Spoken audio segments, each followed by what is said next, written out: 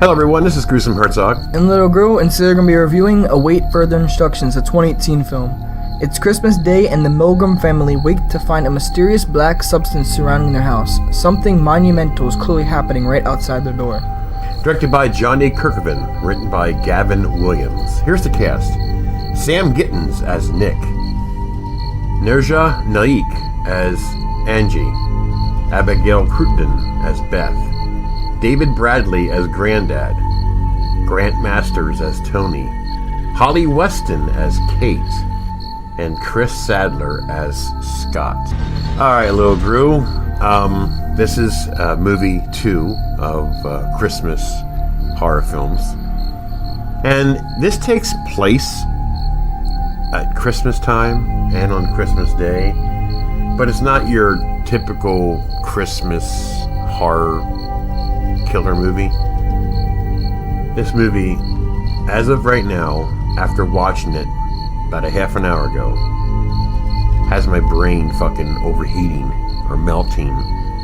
I don't know what the fuck I just watched. Basically, you have Nick and his girlfriend Annji coming home to his parents, his evil dick-headed granddad, well, his dad Tony, another asshole. Then you have Holly Weston as Kate, his sister, another bitch. And you have Chris Sadler plays Scott, her boyfriend, another dick. I think the best character in this movie is Beth. That would be their mother. This movie made me hate so many characters in this film. And you're laughing at me because I'm raging. I mean, God, I hope that motherfucker dies, you know, because they're so annoying.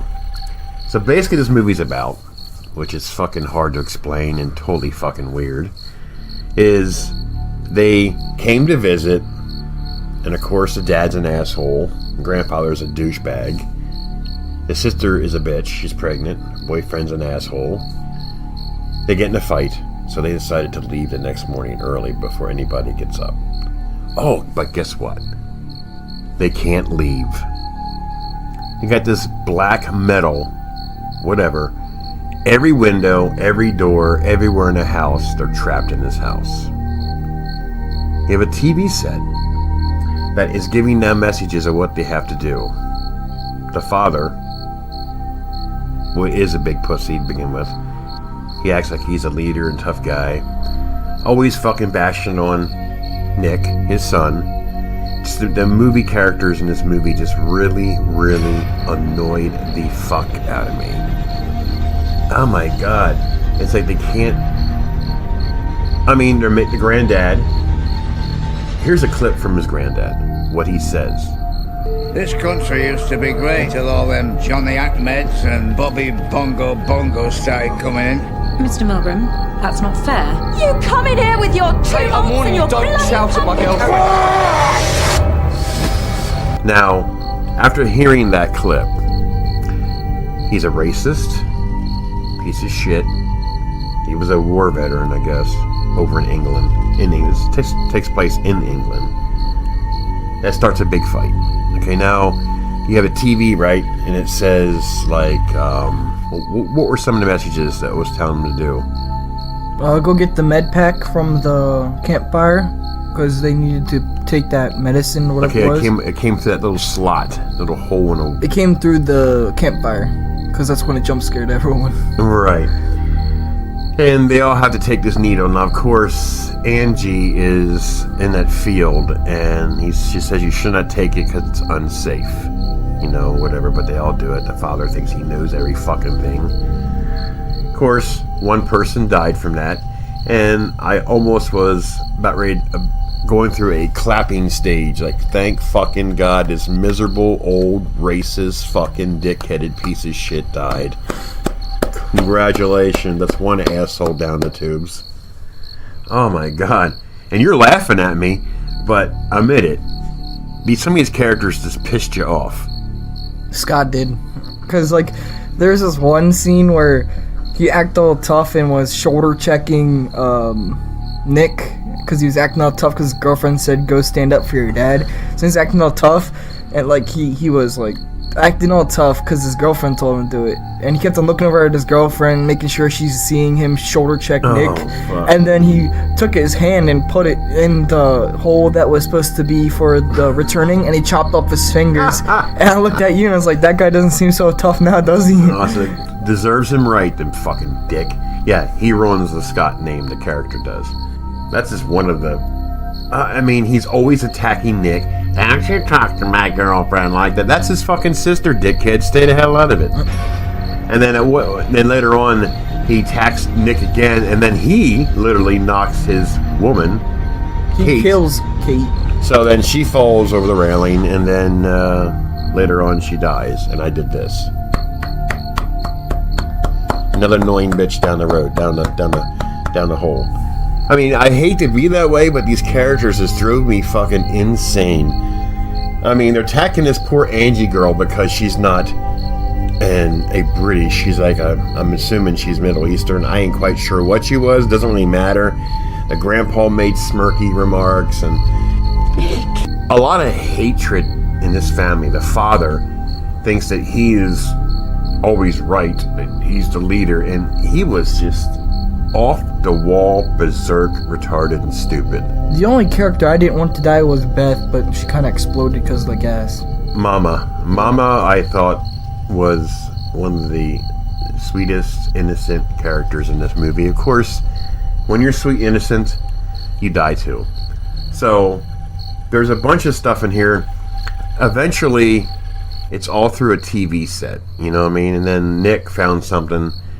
He went in the bathroom and I guess he put a hole in the wall by the pipes for the toilet, and he seen what was going on. And of course, his dad grabs big shot Scott with 3 fingers missing. Come up there. I mean, it's telling them that they have to basically torture somebody to get the information out of them or whatever. Come on. I mean, you're in the fucking house, you know? So his father starts trying to torture Nick. I mean, dude. It's just really off the wall fucking crazy. I mean, it's a decent movie, but the storyline alone just really, really fucking irritated me. Well, there was like a couple of errors we picked out in this movie. When Annji meets Tony, Annji comes up and says, "Hello, I'm Annji. I'm Nick's girlfriend." And Tony goes, "Oh, hi, Angela. Nice to meet you." But she never told him that her name was Angela. She told him that her name was Annji, but he said Angela. Angela. Yeah. And what did Granddad call Tony? What did his dad call him? Squelcher. Yeah, Squelcher. Squelcher. I mean, he was he's irritated. Because he peed the bed and... Because he didn't want to... There was a curfew at night or some crap because... you couldn't pull the chain. I don't know what he meant by that, like the chain on the toilet. Yeah, at that point, I was so sick of Tony's character, I just start tuning him out because it was just nothing but nonsense. It was just irritating me. Not the actor per se, but the character in the movie was just irritating. When Nick and Scott got in a fight, you're just like, knock him out. You knock that fucking steroid-using fucker out. You know what I mean? Yeah, like when he took the medicine in the whatever was in that syringe, he put it in. He put it in and he flinched like so hardly. I looked over at you and I was like that hurt him when he uses needles 24/7 to pump steroids in him. Yeah, he's like, oh my god. I don't know about you, but this movie, I couldn't wait till it's over. But then the ending of the film, just like, what the fuck? The trailer made the movie seem so cool, but then as soon as you start watching the movie and it starts getting a little weird, I think they kind of... I don't like the whole idea with the TVs coming to life. Yeah, the little wire things. And then when the father finally died, thank fucking God.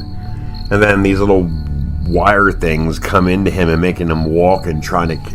It's just like really corny. But why didn't Annji mention anything about the little thing in the TV? He mentioned to Nick. Yeah, but she mentioned it later on in the movie before she seen it. I don't know. Like, I'll never watch Yeah, it like again. I don't know what that like. Did they both get knocked out or some crap? Because I thought because they woke up and they were in the field, Yeah, and then all of a sudden... and then all of a sudden they were back to when they were getting up because the dad was chasing them. Oh my god. I never understood that part. Like ugh. Well, anyways, I lost some brain cells. Hopefully I'll gain them back. But, what do you rate it? 5 out of 10. Really? Yeah. I do 4.5 out of 10. I mean, it's below average, whatever. 4.5, 5. You give it a 5, I get a 4.5. So that's time that I'll probably never get back in my life. It was just aggravating characters. I mean, the only good idea out of this movie was how the TV was telling them to do stuff. Yeah. And the father was like, "Oh, we got to do it. We got to do it." What? So hold on, before we end this, there was this one. You remember when they took all those syringes? Mm-hmm. So one of them had to have had the grandpa. One of them had to have had something that was in it to make the person die. Right. Yeah, I guess so. So it was like roulette right there. So The Russian roulette. Yeah. And then it couldn't happen to a better miserable fuck. should happen to the dad. Oh yeah, well the dad was the main character in this film that was just plain out Like when fucking he said stupid. when they were helping Kate out, because they could have saved Kate when they were helping Kate out. The He dad's just like, walked away. "I'm gonna go work." And they're like, "What? You can't go to work with the wires all over the place." Idiot. And he just secluded himself away from everyone. Anyways, there you go, folks. This is Gruesome Herzog. And Little Gru, and we're out. Woo! Thank God.